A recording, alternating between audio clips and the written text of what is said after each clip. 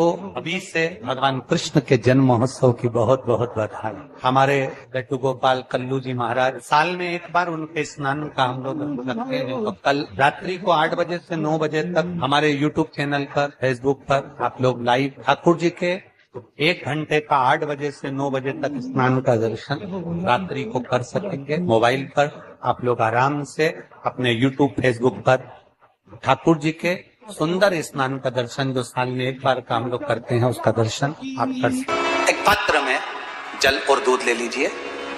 तो कहोगे गुरुजी ये कथा कहां से निकाल के लाए हो? तो विष्णु पुराण में से आप उसको स्मरण कर सकते हो। काय में से? विष्णु पुराण में से।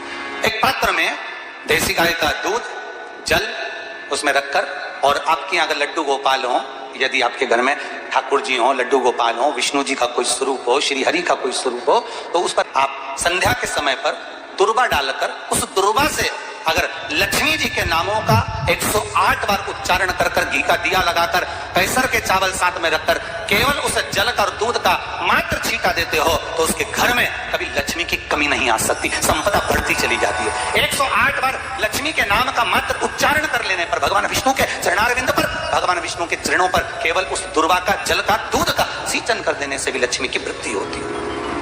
आपके घर में छोटे से ठाकुर जी हैं, आपके घर में छोटा सा कन्हैया है, और छोटे से कन्हैया जो पुराने समय का है, उसको नेत्र भी लगाने की जरूरत नहीं है, क्योंकि उसके नेत्र हैं। और मान लो तुमने इतना बड़ा कन्हैया ले लिया, तो अरे बोलो तो जम के जरा, और उसका कोई एक नेत्र कहीं गिर गया, एक नेत्र कहीं चले गया, तो फिर दूसरा नेत्र लगाना पड़ेगा कि नहीं लगाना पड़ेगा? और अगर एक नेत्र पर रखोगे तो अच्छा लगेंगे कि ठाकुर जी? नहीं। तो नेत्र होना, जितनी बड़ी मूर्ति होती है, जितना बड़ा स्वरूप होता है, जितना बड़ा शिवलिंग होता है, जितनी बड़ी मूर्ति की स्थापना होती है, उतनी उसमें सेवा की और भाव की जरूरत पड़ती है। भगवान विष्णु ने जाते हुए शिव बाबा को देखा। शंकर भगवान से, भगवान नारायण ने कहा आप कुछ कहेंगे नहीं? भगवान शंकर कहते हैं नारायण चिंता मत करो, ये बद्रिकाश्रम में जो आएगा चने की दाल चढ़ा कर जाएगा, चने की दाल को मंदिर के पीछे बैठकर ओम नमः शिवाय बोलकर जो नारायण को समर्पित करेगा, उसके मनवांचित फल को मैं 3 महीने में पूरा कर दूंगा, उसके मन की कामना को मैं 3 माह में पूर्ण कर दूंगा। आज भी नियम है, चने की दाल को लेकर जाते हैं, बद्रिकाश्रम के मंदिर के पीछे बैठकर चने की दाल को लेकर ओम नमः शिवाय का जाप करते हैं। 7 बार ओम नमः शिवाय बोलकर चने की दाल वापस घूमकर भगवान विष्णु को समर्पित करी जाती है, तो 3 महीने में मनोकामना पूरी हो जाती है। भगवान की मूर्ति जितनी छोटी होगी उतना सुख देती है, जितनी बड़ी हो जाएगी उतने लाड़ की जरूरत पड़ जाएगी, उतने लाड़ की जरूरत।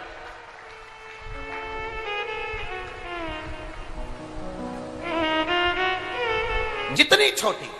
अब आप कहोगे गुरुजी तुम इतनी बड़ी बड़ी बातें करते हो, तुम्हारे ठाकुर जी भी तो देखो कितने बड़े हैं। आपको मालूम होगा कि इंदौर में कथा थी, बहुत साल पहले, 20-1 साल पहले की बात होगी, 20-22 साल के पहले की। इंदौर के सेठ जिनके पास में ठाकुर जी थे, और उनके कोई गुरुजी, अब गुरुजी तो गुरुजी होते हैं, उन्होंने कह दिया इतनी बड़ी मूर्ति घर में नहीं होना चाहिए। अब उनको कह दिया कि इतनी बड़ी मूर्ति घर में नहीं होना चाहिए, तो वो इनको नर्मदा जी में विसर्जन के लिए लेकर जाने लगे या कहीं देने के लिए जाने लगे। वो हमारे यहाँ कथा में आए थे, तो वो अटैची लेकर आए थे, तो पूछ लिया हमने कि इस अटैची को आप कहाँ ले जा रहे हैं, क्या है इसमें? उन्होंने कहा इसमें लड्डू गोपाल है ठाकुर जी। हमने कहा कहाँ ले जा रहे हैं? हमारे गुरुजी ने कहा इतनी बड़ी मूर्ति घर में रहती है ना, तो तकलीफ होती है, इसलिए हम इनको नदी में, नर्मदा जी में छोड़ने के लिए या आश्रम पर किसी के यहाँ देने के लिए जा रहे हैं। तो हमने कह दिया लाडला है, कहाँ इसको नर्मदा के जल में आप छोड़ोगे, हमको दे दो, हमारे साथ कथा में चलता रहे, आनंद से श्रवण करता रहे, भक्ति करता रहे। और क्या लाडला है वो, उसका नाम हमने कल्लू रखा, हमारा कल्लुआ है, लाडला। जय हो। सोमवार की अष्टमी पड़ जाए क्या पड़ जाए सोमवार की? जम के बोलो जरा, अष्टमी। या तो सोमवार की अष्टमी पड़ जाए, या हर महीने शिवरात्रि आती है, हर महीने आती है, या तो सोमवार की अष्टमी पड़ जाए या फिर सोमवार की शिवरात्रि पड़ जाए, हर महीने आती है। प्रयास करना कहीं से देसी गाय का दूध मिल जाए, थोड़ा सा दूध देसी गाय का मिल जाए, थोड़ा सा दूध देसी गाय का थोड़ा सा दूध अगर प्राप्त हो जाए, बेलपत्री के पत्ते से दूध कटोरी में लेकर, मात्र बेलपत्री के पत्रे से एक एक बूंद अगर दूध, आप एक बूंद अगर ज्यादा ना मिला हो, एक चम्मच भी अगर आपको दूध देसी गाय का मिल गया हो, और सोमवार की अष्टमी पड़ जाए या सोमवार की, जम के बोलो, शिवरात्रि पड़ जाए, उसमें केवल अगर देसी गाय का दूध मिल जाए, जर्सी गाय का नहीं हो, देसी गाय का अगर दूध मिल जाए, बेलपत्री के पत्ते से, तुम्हारे घर के अंदर अगर शिवलिंग है या मंदिर में शिवलिंग है या तुम्हारे नजदीक में कोई शिवलिंग है, उस पर बूंद बूंद, एक एक बूंद अगर शिवलिंग पर दूध समर्पित कर रहे हो, श्री शिवाय नमस्तुभ्यम, नमः शिवाय, या षडाक्षर मंत्र ओम नमः शिवाय, या 33 अक्षर का मंत्र महामृत्युंजय मंत्र, इसका स्मरण कर कर शिव जी पर देसी गाय का दूध समर्पित कर कर इस बेलपत्री को अशोक सुंदरी वाली जगह पर अगर आप समर्पित कर देते हैं, फिर आप जिस भी चीज के लिए अप्लाई करें, मेरा देवाधिदेव महादेव आपका हाथ पकड़कर खींचकर आगे बढ़ा ही दे।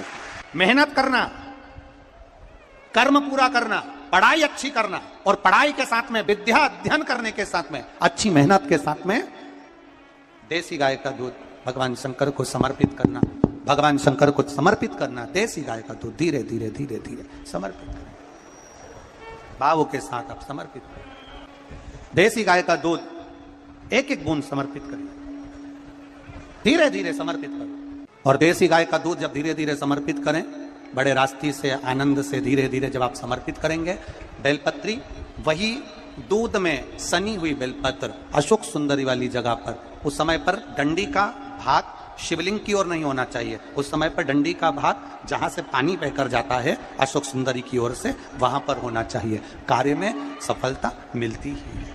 शिव तत्व को धारण करें।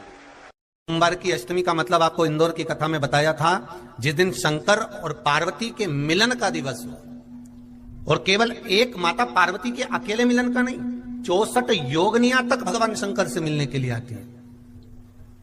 पीला चंदन लगा लेना, कितना लगाना है? बीच वाला जो पत्ता है उस पर पीला चंदन। जब आपको लगे कि मेरा जीवन बहुत कष्टमय है, अब ये रोग, अब ये कष्ट दूर ही नहीं हो रहा, अब ये आए दिन तकलीफ पर तकलीफ बढ़ती जा रही है, आए दिन रोग, बीमारी, पैसा घर में बच नहीं रहा, बहुत कष्टमय जीवन है, इसमें लगाओ पीला चंदन बेलपत्री की बीज पत्ती पर। महाराज, और बीज पत्ती पर जब चंदन लग जाए, लगने के बाद में ये दोनों पत्ती पर लाल चंदन लगा लीजिए। इन दोनों पत्ती के बीच में जो डंडी का भाग होता है, आपको कहा था, आपको स्मरण में होगा शायद, हमने जब बेलपत्री की महत्वता बताई थी तो उस बेलपत्री की महत्वता में कहा था ब्रह्मा विष्णु महेश ये 3 हैं, बोला था। बीच में ये बड़ी पत्ती से लेकर जो 2 पत्तियां होती हैं, इनके बीच में जो जगह बचती है, इसमें मां पार्वती के 64 योगनियां, मां पार्वती अपनी पूर्ण सिद्धि के साथ में जितनी भी देवी के स्वरूप हैं, वो माता 64 योगनियां देवी के स्वरूप में यहां पर विराजमान होती हैं। 2 पत्ती के नीचे से जो डंडी होती है नीचे तक, ये पूरी डंडी में 33 कोटि देवी देवताओं विराजमान होते हैं इस पूरी डंडी के अंदर। तो ये बीच वाली पत्ती है, ये जो बीच वाली पत्ती का जो भाग होता है, इस पत्ती के भाग में शहद का प्रयोग कर कर, यहां पीला चंदन, लाल चंदन, लाल चंदन, शहद का प्रयोग कर कर, इसी तरह से पकड़कर ये बेलपत्री की जो डंडी है वो अशोक सुंदरी पर जब आप समर्पित करें, तो जहां से जल बहता है उस ओर पर इस पत्ती को चढ़ाकर केवल आपके हृदय की बात कहकर देवाधिदेव महादेव से कोई भी शिव जी का मंत्र, पंचाक्षर, नमः शिवाय, षडाक्षर, ओम नमः शिवाय, श्री शिवाय नमस्तुभ्यम, या महामृत्युंजय मंत्र, जो शिव का मंत्र हो आपके पास में, उसको बोलते हुए देवाधिदेव महादेव को धीरे धीरे जल की धार चढ़ाना प्रारंभ करो। जल की धार जब पूर्ण होने लगे, उसमें थोड़ा जल बचे, तब अशोक सुंदरी पर जो तुमने बेलपत्र चढ़ाई है, वहां उस जलधार को चढ़ा। ये प्रयोग आपको केवल सोमवार की अष्टमी पढ़ने पर ही करना है। कौन से दिन करेंगे? जम के बोलिए जरा।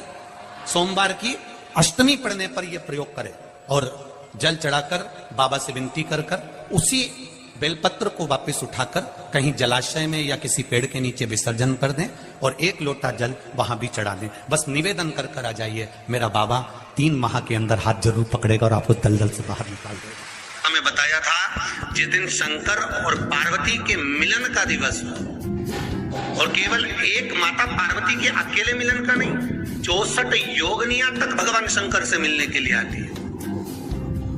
पीला चंदन लगा देना। कितना लगाना है? बीच वाला जो पत्ता है उस पर पीला चंदन। जब आपको लगे कि मेरा जीवन बहुत कष्टमय है, अब ये रोग, अब ये कष्ट दूर ही नहीं हो रहा, अब ये आए दिन तकलीफ पर तकलीफ बढ़ती जा रही है, आए दिन रोग बीमारी, पैसा घर में बच नहीं रहा, बहुत कष्टमय जीवन है, इसमें लगाओ पीला चंदन बेलपत्री की बीज कलगी महाराज। और बीज पत्ती पर जब चंदन लग जाए, लगने के बाद में ये दोनों पत्ती पर लाल चंदन लगा लीजिए।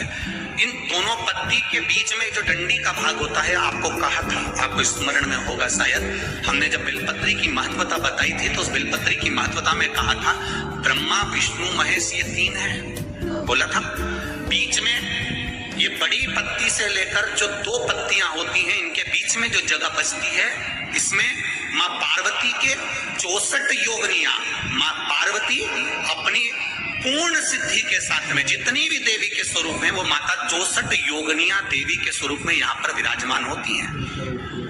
2 पत्ती के नीचे से जो डंडी होती है नीचे तक, ये पूरी डंडी में 33 कोटि देवी देवताओं विराजमान होते हैं इस पूरी डंडी के अंदर। तो जो बीच वाली पत्ती है, ये जो बीच वाली पत्ती का जो भाग होता है, इस पत्ती के भाग में शहद का प्रयोग कर कर, यहाँ पीला चंदन, लाल चंदन, शहद का प्रयोग कर कर, इसी तरह से पकड़कर ये बेलपत्री की जो डंडी है वो अशुक सुंदरी पर जब आप समर्पित करें तो जहां से जल बहता है उस ओर पर इस पत्ती को चढ़ाकर केवल आपके हृदय की बात कहकर देवाधिदेव महादेव से कोई भी शिव जी का मंत्र, पंचाक्षर, नमः शिवाय, षडाक्षर, ओम नमः शिवाय, श्री शिवाय नमस्तुभ्यम, या महामृत्युंजय मंत्र, जो शिव का मंत्र हो आपके पास में, उसको बोलते हुए देवाधिदेव महादेव को धीरे धीरे जल की धार चढ़ाना प्रारंभ करो। जल की धार जब पूर्ण होने लगे, उसमें थोड़ा जल बचे, तब अशुक सुंदरी पर जो तुमने बेलपत्र चढ़ाई है वहां उस जलधार को चढ़ा। ये प्रयोग आपको केवल सोमवार की अष्टमी पढ़ने पर ही करना है। कौन से दिन करेंगे? जम के बोलिए जरा।